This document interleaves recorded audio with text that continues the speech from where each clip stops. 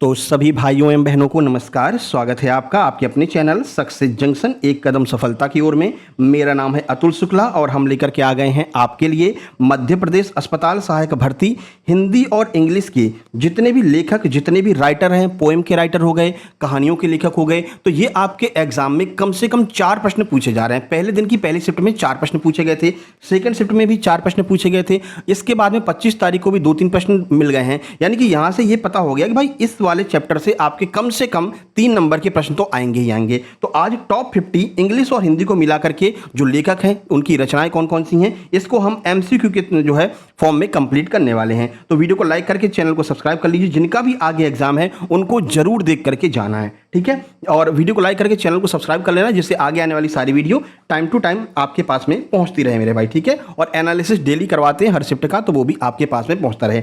बाकी इसके बारे में कहने क्या है, कॉपीबाजों से सावधान, खिसियानी बिल्ली खंभा नोचे। आज का वीडियो तो देख ही लिया होगा आपने, पोल खुल गई तो भाई फिर वो गुस्सा समा नहीं रहा है, क्या क्या बोल दें। तो ये जो है यूट्यूबर की ही निशानी है, तुम पक्का यूट्यूबर ही हो, तुम शिक्षक बनने लायक हो नहीं, ठीक है ना। और हमको तुम छोटा कह रहे हो भाई, ठीक है, हमको यूट्यूबर बनना ही नहीं है, हम तो शिक्षक हैं, ठीक है, और शिक्षक ही रहना है हमको।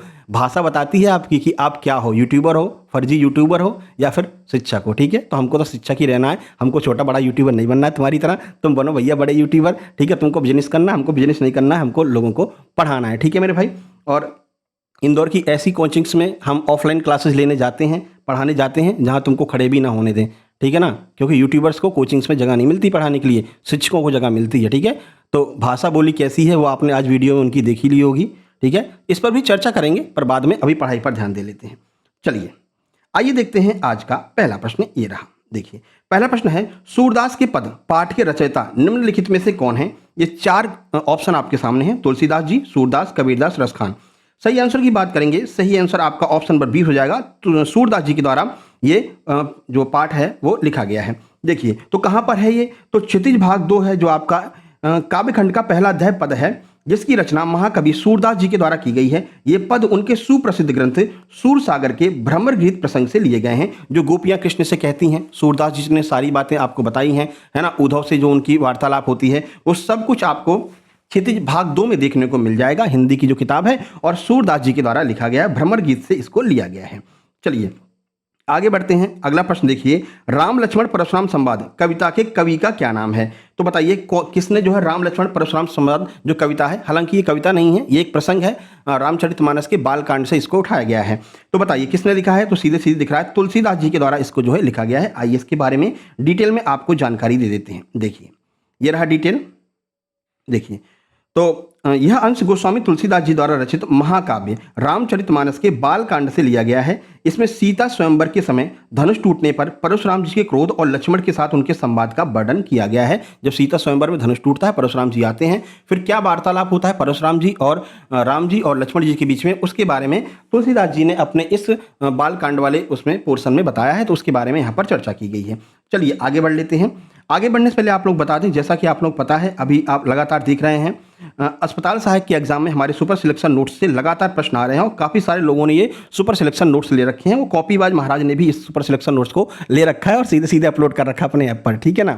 तो आज काफ़ी कमेंट आए थे, मैसेज भी आया था हमारे पास में, ठीक है। तो आप भी ये नोट्स परचेज कर सकते हैं, जिनके एग्जाम में अगर 2 दिन का भी टाइम है। तो आप देख रहे हैं कि जिन लोगों ने नोट्स लिए हैं 82 नंबर, 83 नंबर, 85 नंबर तक माइनस मार्किंग के बाद भी आ रहे हैं। लोग कमेंट करते हैं, हमने आपको कई बार स्क्रीनशॉट्स भी उनके दिखा रखे हैं, ठीक है। तो अगर आप चाहते हैं कि आपके अभी जितने नंबर आ रहे हैं उससे कम से कम 15 से 20 नंबर इंक्रीज हो जाए बचे हुए समय में, तो आप ये कंप्लीट सुपर सिलेक्शन नोट्स ले सकते हैं। इसमें क्या क्या मिलेगा, तो काफ़ी सारा कंटेंट आपको मात्र 149 रुपये में मिलने वाला है। क्या मिलेगा देख लीजिए, 5 सब्जेक्ट के कंप्लीट आपको थ्योरी नोट्स मिल जाएंगे, सब कुछ मिल जाएगा उसमें, ठीक है। कहानी वगैरह, पोएम वगैरह, सब कुछ आपको मिल जाएगी, जैसी बुक में दे रखी है। तो कहानी पूरा पढ़ लेंगे तो आपको उससे बनने वाले प्रश्न जो है वो भी एकदम क्लियर हो जाएंगे, क्योंकि पद्यखंड और गद्यखंड जो आ रहे हैं ना, सीधे सीधे वही कहानी दे रखी है, उसी में से प्रश्न पूछ रहे हैं, तो वो वहां से क्लियर हो जाएंगे। इसके अलावा 10 प्रैक्टिस सेट हमने आपको दे रखे हैं, 10 के 10 प्रैक्टिस सेट जो है वो आपको यहां पर मिल जाएंगे। अभी आपने देखा था प्रैक्टिस सेट नंबर 10 से और प्रैक्टिस सेट नंबर 5 से 2-2 प्रश्न मैथ के एज इट इज वहीं पर छप गए थे, ठीक है, हमने स्क्रीनशॉट लगा के आपको दिखा दिया था। इसके बाद में 2000 के आसपास एमसीक्यू हमने करा रखे हैं, topic wise, subject wise with detail solution. तो वो सारे एमसीक्यू आपको मिल जाएंगे, वहां से प्रश्न एज इट इज आपको एग्जाम में देखने को मिल रहे हैं, ठीक है ना। तो ये नोट्स आपको मात्र 149 मिलेंगे। कैसे प्राप्त करना है, बहुत छोटी सी प्रक्रिया है, कोई ऐप वगैरह इंस्टॉल नहीं करना है। डायरेक्ट ये आपको क्यूआर कोड दिखाई दे रहा है, इसका स्क्रीनशॉट खींच लीजिए। इसी पर 149 का पेमेंट करना है। उस पेमेंट का स्क्रीनशॉट इस व्हाट्सएप नंबर 7052547003 पर सेंड कर देना है। जैसे आप स्क्रीनशॉट सेंड करेंगे तुरंत की तुरंत इसी नंबर से कंप्लीट सुपर सिलेक्शन नोट्स आपको सेंड कर दी जाएंगे और व्हाट्सएप ग्रुप की लिंक भी आपको दे दी जाएगी, जिस पर क्लिक करके आप व्हाट्सएप ग्रुप भी ज्वाइन कर सकते हैं, जहां पर आगे के सारे नोट्स एग्जाम एनालिसिस की पीडीएफ आपको मिल सकेगी। ठीक है ना। और जो हम नोट्स भेज रहे हैं आप आराम से इनको प्रिंट कराइए, चाहे बढ़िया से पढ़िए, कोई दिक्कत नहीं है। डाउनलोड करके आप पढ़ सकते हैं, कभी तक पढ़ सकते हैं, कोई टाइम भी नहीं है ना। 2 साल 4 साल 5 साल पढ़ो, कोई दिक्कत नहीं है। ठीक है। वो ऐप वाला सिस्टम अपने यहाँ नहीं है। ये ऐप पर क्या हो रहा है, ऐप पर हो रहा है कि भाई नोट्स डाल रखे हैं, तुम डाउनलोड कर लो, फिर वो ना तो तुम उसका प्रिंट करवा सकते हो ना तुम उसकी स्क्रीनशॉट खींच सकते हो, कुछ नहीं कर सकते हो। ठीक है ना। ऐसा सिस्टम करा रखा है अपने यहाँ, ऐसा बिल्कुल भी नहीं है। अब बढ़िया आराम से डाउनलोड कीजिए, आराम से प्रिंट करवाइए, कोई समस्या नहीं है। ठीक है। इसके अलावा अगर हम यहाँ पर देखते हैं तो मध्य प्रदेश सामान्य अर्हता परीक्षा, जैसा कि आपको पता, अगर आपको एमपी पुलिस का एग्जाम देना है, एमपी एसआई का एग्जाम देना है, उसमें सफल होना है, अगर एमपी एसआई में आपको नौकरी लेनी है तो इस वाले एग्जाम में आपको अच्छे नंबर लेके आने होंगे हर हाल में। तो इस एग्जाम को ध्यान में रखते हुए मात्र 199 में आपको सामान्य अर्हता परीक्षा मध्य प्रदेश पुलिस, मध्य प्रदेश एसआई, पटवारी, सचिव, इन सब की जो एग्जाम होने वाले हैं उसके लिए एक एग्जाम जो होगा उसके कंप्लीट नोट्स मात्र 199 में उपलब्ध कराए जा रहे हैं, जिसमें आपको एमपीजी के Hindi, reasoning, science, math, computer, DI, current affair, GK, GS, ये सब कुछ आपको मिलने वाला है। बढ़िया कंटेंट मिलेगा, एक नंबर। ठीक है। कुछ दिन बाद देखेंगे जो कॉपीबाज महोदय इसको भी डाउनलोड करके अपने ऐप पर डाल देंगे, 299 का बेचेंगे। चलिए छोड़िए। तो ये आप लोग जो है प्राप्त कर सकते हैं। नोट्स कैसे प्राप्त करना है वही प्रक्रिया है। इसी पर आपको 199 का पेमेंट करके स्क्रीनशॉट इस व्हाट्सएप नंबर पर भेजना है। जैसे आप स्क्रीनशॉट भेजेंगे व्हाट्सएप पर ही आपको तुरंत नोट्स सेंड कर दिए जाएंगे। चलें आगे बढ़ें, प्रश्न नंबर 3 देखते हैं। ये रहा प्रश्न नंबर 3 आपके सामने। प्रश्न नंबर 3 है, सवैये और कवित्त जो पायनी नूपुर के रचनाकार कौन है, बताइए किसने लिखा है। ये जो कवित्त लिखा है, देव ने, नागार्जुन ने, मंगलेश डबराल ने या फिर ऋतुराज ने।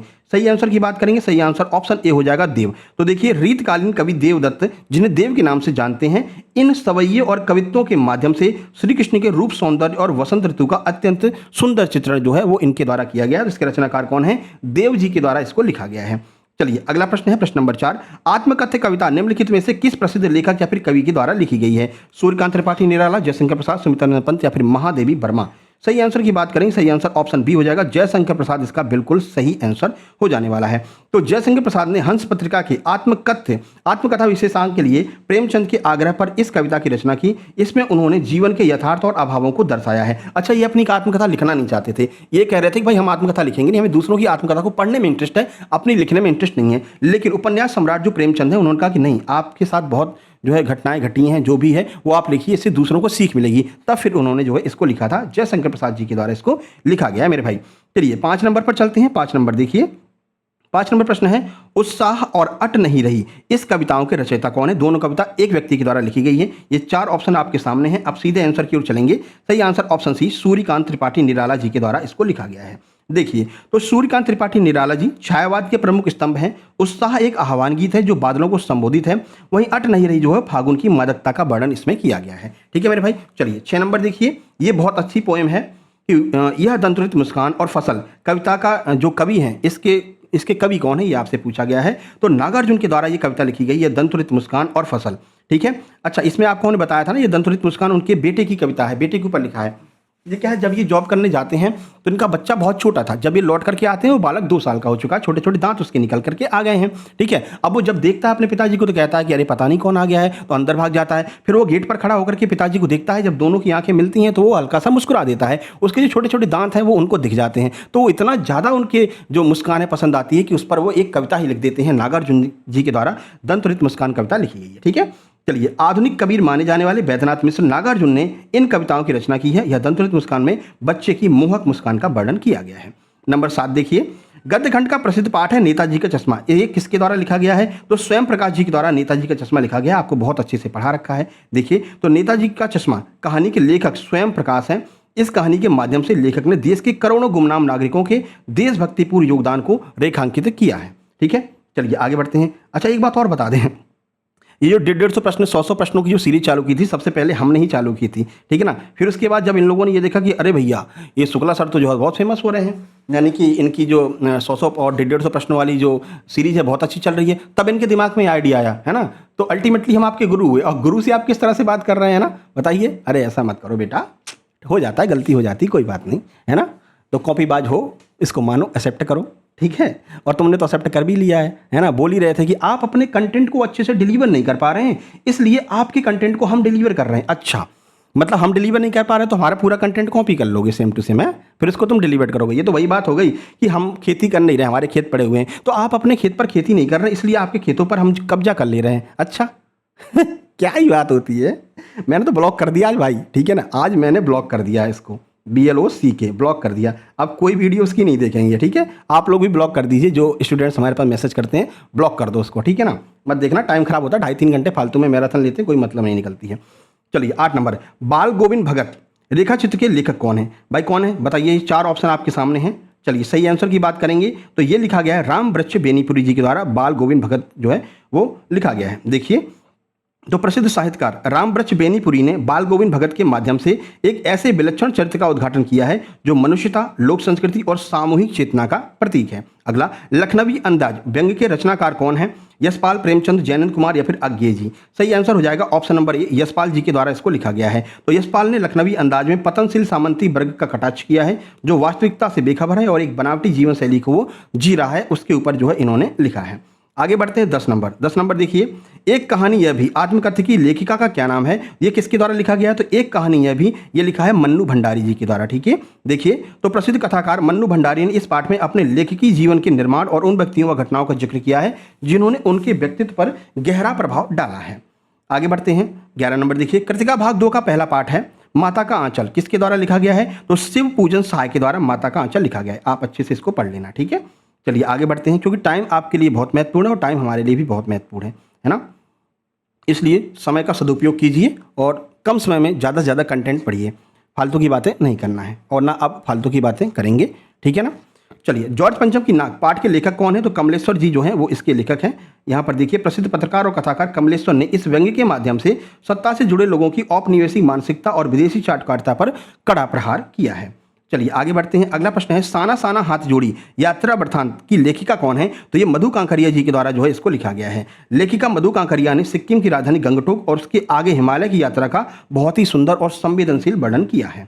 अगला 14 नंबर देखिए, मैं क्यों लिखता हूं निबंध के लेखक निम्नलिखित में से कौन है? तो ये अज्ञे जी के द्वारा, हीरानंद सच्चिदानंद वात्स्यायन अज्ञे जी के द्वारा इसको लिखा गया है, ठीक है। ये आप अच्छे से पढ़ लेना।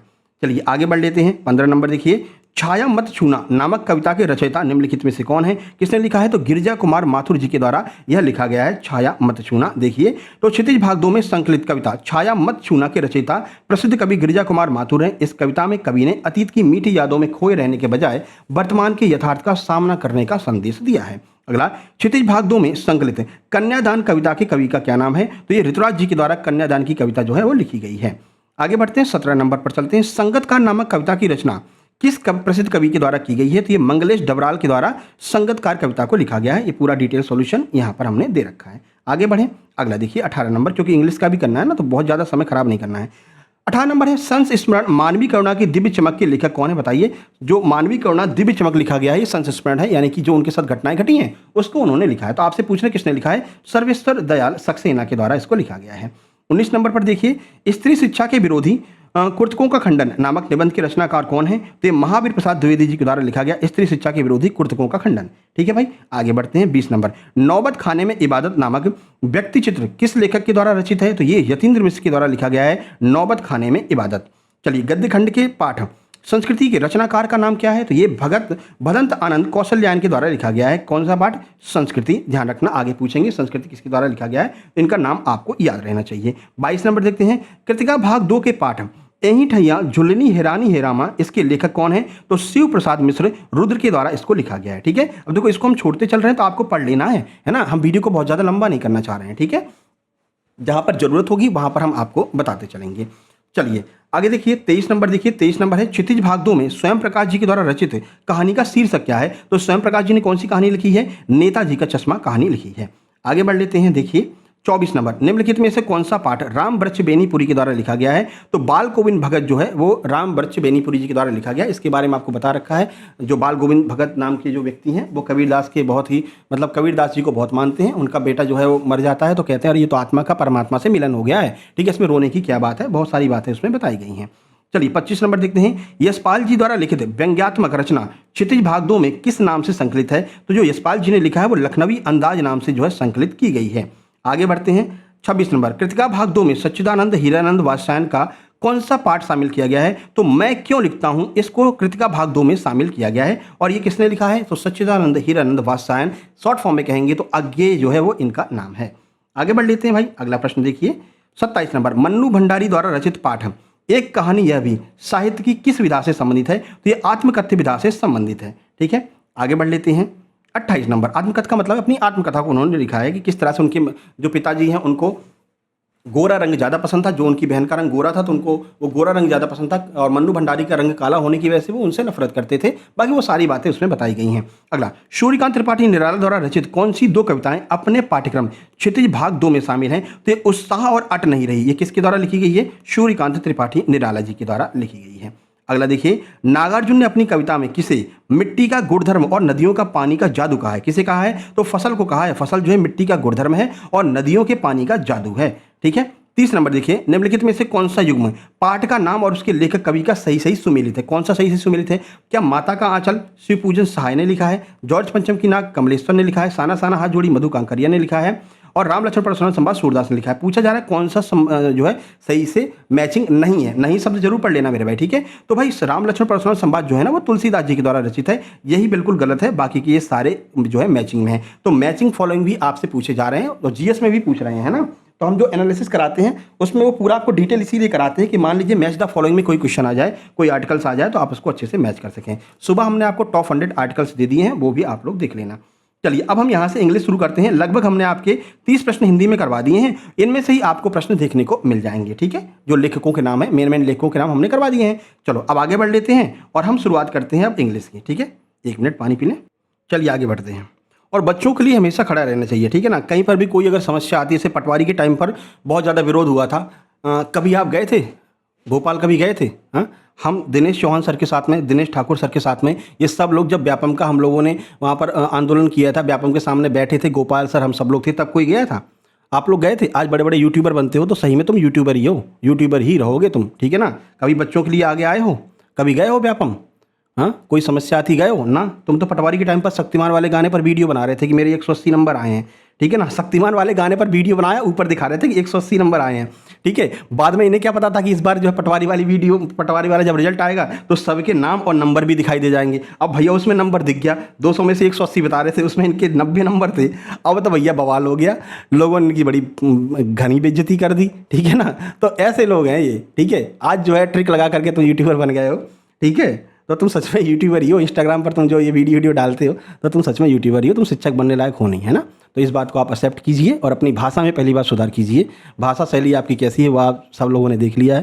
ठीक है, बाकी अब इसके बाद में हमारा कोई रिप्लाई नहीं आएगा। हाँ, अगर कुछ कर सको, कभी अगर अच्छे लेवल पर पहुंच जाओ तो बच्चों के लिए ज़रूर खड़े हो जाना। जब कभी बच्चों को समस्या हो, कभी पुलिस में कोई दिक्कत आ रही है या फिर कभी कहीं जाना पड़ रहा है, व्यापम जाना पड़ रहा है, ESB जाना पड़ रहा है, तो वहाँ पर पहुँचो। ठीक है ना, यूट्यूब पर मत खड़े होकर के भाषण दे देना। ठीक है, बाकी अगर लाइव की क्लास की बात करते हो तो लाइव क्लास हम नहीं आते हैं, क्योंकि हम इंदौर की बहुत सारी कोचिंगों में, 2-3 कोचिंगों में जो है खुद क्लास लेने जाते हैं। ठीक है ना, तो मेरे पास इतना टाइम नहीं है कि तुम्हारी तरह 2.5 घंटे 4-4 घंटे एनालिसिस करते रहेंगे, अपना माइक लेकर के और वीडियो बनाते रहेंगे। ठीक है, तो ये बात समझ लेना।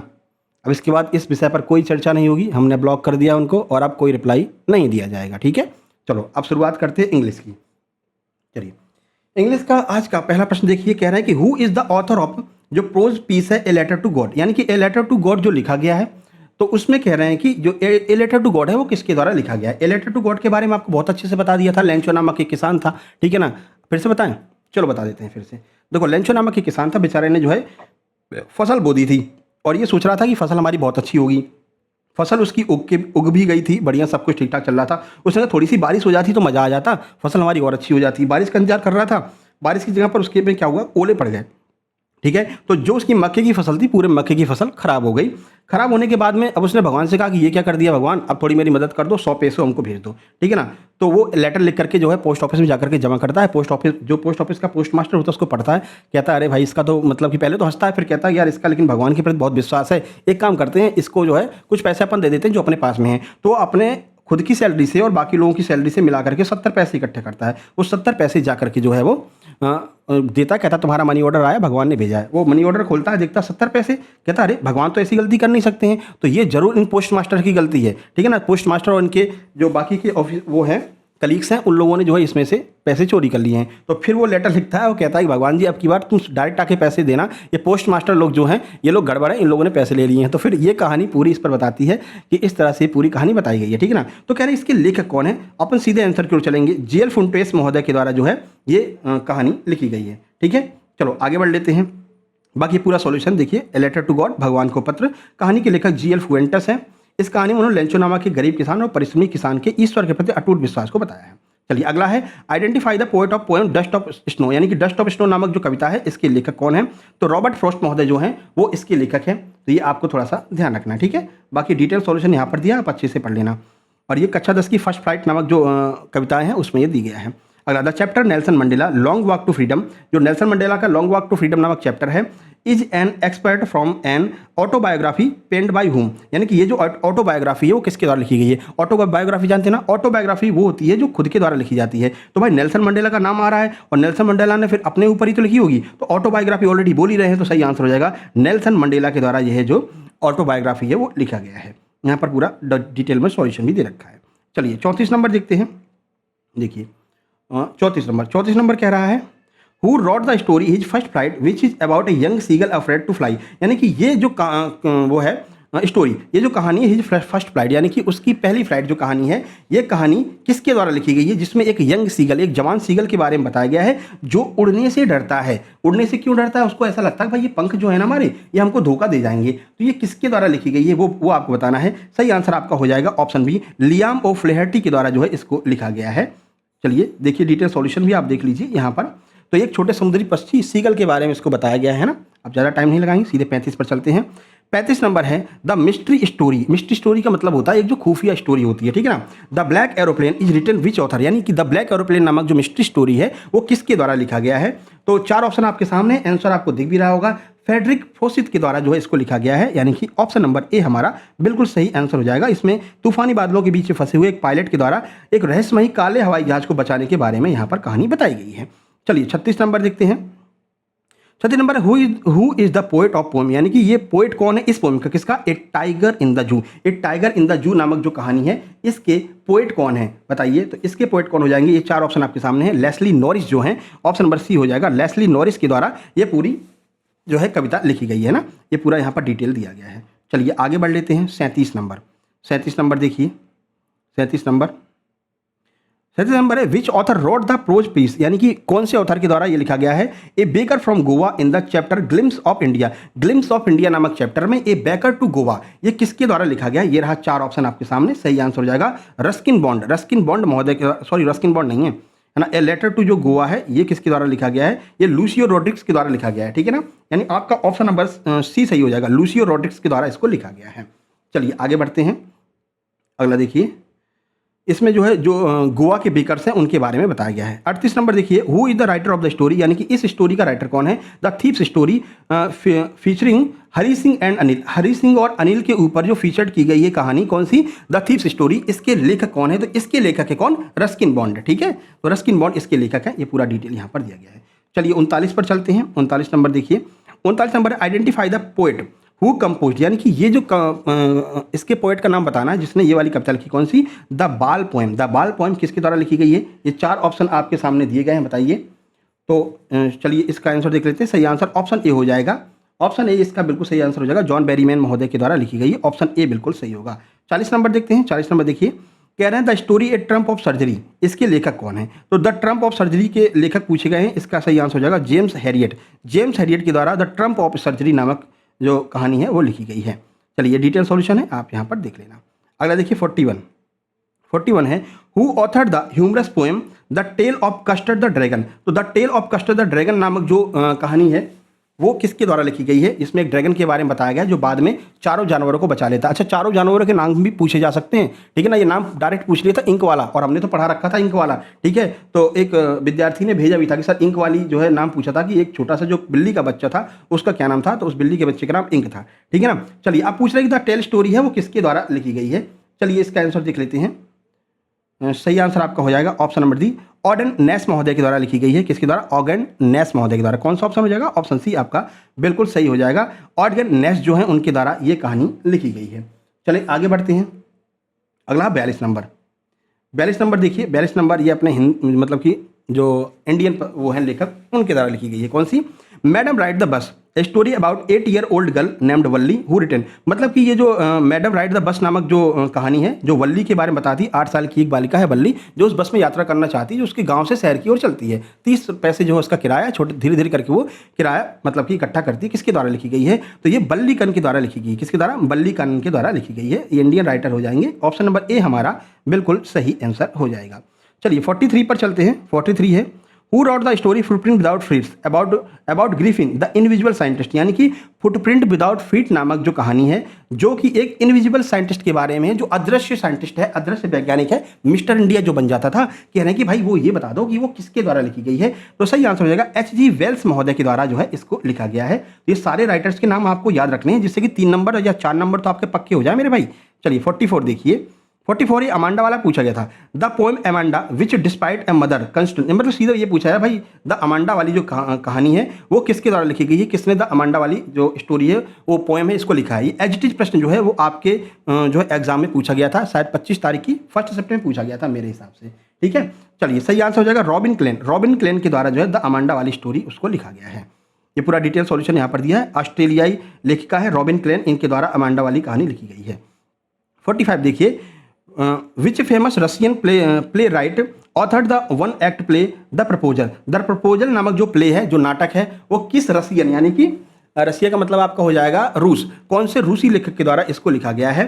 तो सही आंसर हो जाएगा एंटोन चेकोव के द्वारा जो है इसको लिखा गया है। ऑप्शन नंबर बी आपका बिल्कुल सही हो जाएगा। तो द प्रपोजल नामक जो पार्ट है वो एंटोन चेकोव के द्वारा लिखा गया है। चलिए, उसमें नताल्या वाली वही जमीनी विवाद हो जाता है, नताल्या के बारे में है ना, वो वाली कहानी है।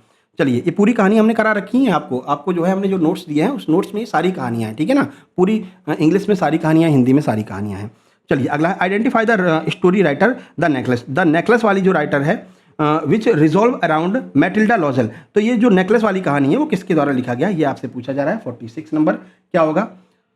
सही इसका आंसर हो जाएगा ऑप्शन नंबर ए, गाई डी मेस्पेंट के द्वारा जो है इसको लिखा गया है। देखिए इसका आंसर हो जाएगा गाई डी मोपास, यानी कि ऑप्शन नंबर ए इसका बिल्कुल सही हो जाएगा। इसके लेखक हैं गाई डी मोपांसा। अगला 47, who wrote the supplementary story भोली। यानी कि भोली नामक जो सप्लीमेंट्री स्टोरी है वो किसके द्वारा लिखी गई है? तो K.A. अब्बास के द्वारा इसको लिखा गया है। चलिए 48 पर चलते हैं। बहुत ही महत्वपूर्ण क्लास है, या सभी दोस्तों के साथ में आपको शेयर कर देना है। ठीक है ना, हमारे यहाँ कोई ऐसा सिस्टम नहीं कि तुम कमेंट करने आओगे तो पहले सब्सक्राइब करो तब कमेंट करो, ऐसा कोई सिस्टम नहीं है। इसीलिए हम लाइव भी नहीं रहते हैं। तो तुम्हारी जो ट्रिक्स हैं उस सबको पता है, कोई नई ट्रिक्स तुम्हारी नहीं है ना। जो लॉक लगा रखा है कि भाई आओ, अगर कुछ कमेंट करना है तो पहले सब्सक्राइब करो तब कमेंट कर पाओगे, नहीं तो नहीं कर पाओगे, है ना। एक बार बंदा सब्सक्राइब कर देता है तो सब्सक्राइबर ऐड हो गया, फिर वो भले ही ब्लॉक कर दो तुम उसको, कोई फर्क नहीं पड़ता है ना। जो अगर कोई भी अच्छा स्टूडेंट जाता है वो बताता है कि सर आपने कॉपी किया है, मान जाइए बात, तो कहता है अरे ये तो बहुत कह रहा है, इसको ब्लॉक करो, तुरंत ब्लॉक करो, है ना। तो जो तुम्हारी बातों को बताता है, जो तुम्हारी पोल खोलता है, उसको तुरंत ब्लॉक कर देते हो। ठीक है, तो ये सारी तुम्हारी ट्रिक्स हैं, है ना। तो ये एक यूट्यूबर की ही निशानी है और तुम यूट्यूबर ही रहोगे, शिक्षक नहीं बन सकते मेरे भाई, है ना। नहीं तो आना कभी इंदौर की उसमें कोचिंग्स में, कभी खड़े होकर पढ़ाना। ठीक है, बंद कमरे में और पढ़ाने में अलग बात है। कभी पढ़ाना 800-800 बच्चों को तो समझ में आ जाएगा। ठीक है, चलिए द पोएम द ट्री, ये द पोएम है ट्री नामक की, ये किसके द्वारा लिखी गई है? ये 4 ऑप्शन आपके सामने हैं। द ट्री नामक पोएम किसके द्वारा लिखी गई है? 48 एड्रियन टिच महोदय के द्वारा इसको लिखा गया है। एड्रियन टिच है, ऑप्शन नंबर ए इसका बिल्कुल सही आंसर हो जाने वाला है। चलिए आगे बढ़ते हैं। अगला है, who is the author of story Mijbil the otter. Mijbil the otter नामक जो स्टोरी है वो किसके द्वारा लिखी गई है? चलिए आंसर देखते हैं। ये आपका ऑप्शन ए हो जाएगा, गैविन मैक्सवेल महोदय के द्वारा लिखी गई है। 50 नंबर पर चलते हैं। 50 नंबर ये रहा आपके सामने, the scientist fiction 1 act play the book that saved the earth written by. यानी कि वो जो मंगल ग्रह वाली कहानी थी, एक बुक है, उस बुक को देख करके मंगल ग्रह जो आक्रमण करने वाले थे मंगल ग्रह के लोग, वो उस बुक को देख करके भाग जाते हैं। भैया ये बुक है, इस बुक में ऐसा बताया गया कि ये बुक जो है वो पृथ्वी को बचा लेगी। तो ये किसके द्वारा लिखा गया है? तो क्लेयर बॉय के महोदय के द्वारा इसको लिखा गया है। ऑप्शन नंबर ए हमारा बिल्कुल सही आंसर हो जाएगा। ठीक है, बाकी डिटेल सॉल्यूशन यहाँ पर दिया गया है, आप देख सकते हैं। बाकी जिन लोगों ने नोट्स लिए हैं उनका आप यहाँ पर रिव्यू देख सकते हैं। देखिए सर आपके नोट्स बाकी लोगों से काफ़ी अलग हैं, समझने में और पढ़ने में काफ़ी इजी हैं। आप बहुत अच्छे से और ट्रिक के साथ में पढ़ाते हैं। आपकी मैथ, हिंदी और साइंस के नोट्स बहुत ही शानदार हैं। Thanks sir. ठीक है ना। उसके बाद में ये जेल पहरी में इनके 82 नंबर आए थे। इनका कहना सर आपके नोट्स से बहुत सारे क्वेश्चन आए हैं, आपको बहुत बहुत धन्यवाद। बाकी देखिए इन्होंने बहुत अच्छा लिखा है यहाँ पर। इनके 84 क्वेश्चन सही हैं, 11 क्वेश्चन गलत थे। डिप्टी जेलर का एग्जाम था इनका। सर देखिए, which I saw I began my exam I quite appreciating like whatever I have learn from your classes I think I have seen 75 of paper among GKGS and Hindi was from Success Junction marathon. तो इनका ये कहना है कि 75% जो हमारा paper था वो सक्सेस जंक्शन की मैराथन से आया था, सक्सेस जंक्शन की मैराथन वाली सारे नोट्स से आया था। ठीक है, तो इन्होंने नोट्स भी लिया था और इनके नंबर कितने आ रहे हैं? 81.25 आ रहे हैं। I am very grateful to keep teaching in this manner, कि सर हमको बहुत अच्छा लगा कि आप इस मैनर में, इस भाषा शैली में टीचिंग करते हैं। तो एक शिक्षक का यही होता है कि शिक्षक की भाषा शैली अच्छी होनी चाहिए। ठीक है, ये एक शिक्षक की पहचान होती है और एक यूट्यूबर की यही पहचान नहीं होती। एक यूट्यूबर की भाषा शैली अच्छी नहीं होगी, ठीक है ना, जैसा कि आज वाली वीडियो में आपने देख लिया है मेरे भाई। ठीक है, तो वो सही बनता है, खिसियानी बिल्ली खंबा नोचे। ठीक है, तो ब्लॉक कर देना मेरे भाई सब लोग, ठीक है ना। जो भी अब मत देखने जाना, क्या मतलब है, तुम देखने जाओगे फिर यहाँ पर आकर कमेंट करो सर वो ऐसा कह रहे, सर वो ऐसा कह रहे थे, क्योंकि हम तो देखेंगे नहीं, अब हमने तो ब्लॉक कर दिया है ना। फिर तुम भी देखने जाओगे तो तुम भी ब्लॉक ही कर दो, है ना, देखने से कोई मतलब नहीं है। ठीक है, बाकी इनके 81.25 नंबर आए थे। Love you respect sir. ठीक है, तो ये आप खुद देख सकते हो, जिन लोगों ने नोट्स लिया वो अपने आप अपना जो है कमेंट करते हैं। बाकी अन्य वीडियोज़ में आप लोग देख सकते हो और जो हमारी वीडियोस हैं उसके नीचे भी कमेंट बॉक्स में भी जाकर के आप लोग देख सकते हैं अपने हिसाब से। ठीक है, बाकी आपको जैसा लगे आप कमेंट बॉक्स में कमेंट कर देना। मैंने आज तक उनका नाम नहीं लिया है और ना ही मैं उनका नाम लूँगा, क्योंकि नाम लेने से क्या ही मतलब है यार, क्यों किसी का नाम लेना, है ना भाई। वो तो खुद ही समझ गए ना, तभी तो वीडियो बनाई, तभी तो बोला उनने भाई हमने तुम्हारा नाम तो लिया नहीं था। फिर तुमको कैसे लग गया कि हम ही कॉपी कर रहे हैं, मतलब तुमको पता था कि तुम कॉपी कर रहे हो। ठीक है, तो अपने आप पता चल गया। ठीक है, और भाई खिसिया रहे थे। चलो ठीक है भाई, चलो छोड़ो। तो अब केवल आपको पढ़ाई पर ध्यान देना है। वीडियो को लाइक करके चैनल को सब्सक्राइब कर लीजिए। कल फर्स्ट के एग्जाम एनालिसिस में मिलते हैं, तब तक के लिए नमस्कार, धन्यवाद।